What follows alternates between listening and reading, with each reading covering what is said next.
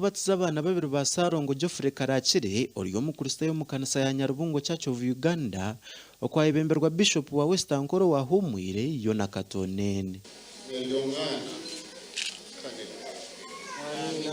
Ogu niwe yarise ekigambo kya Ruhanga kandi yashaba Abaikiriza kumanya amakuru n'omugasho gwo kubatizibwa aha mukristayo.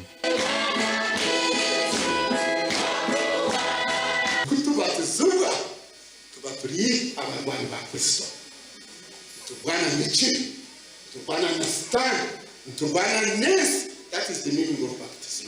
Bishop Katonene yayongera yajumira umuze gwo kurwanira eby'obugaiga ogukanyire munongo mu Abaikiriza.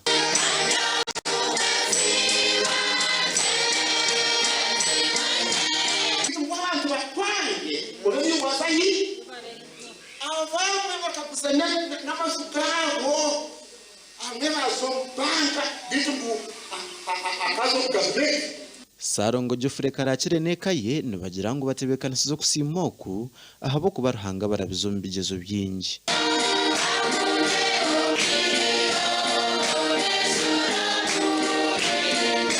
Nkaniza kubatiza mwana COVID iza haza lockdown.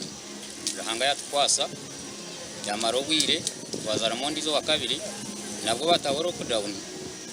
Kama yatwasa hati nuho tizire kugira ngo tusime Ruhanga abo kutwigura. Umwana wanje ubwo wa kabiri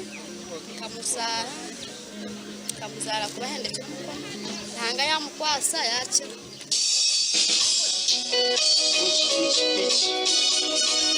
Wanyuma yo kushaba habaho kushemerwa no kujaguza okwabo mu maka gabo.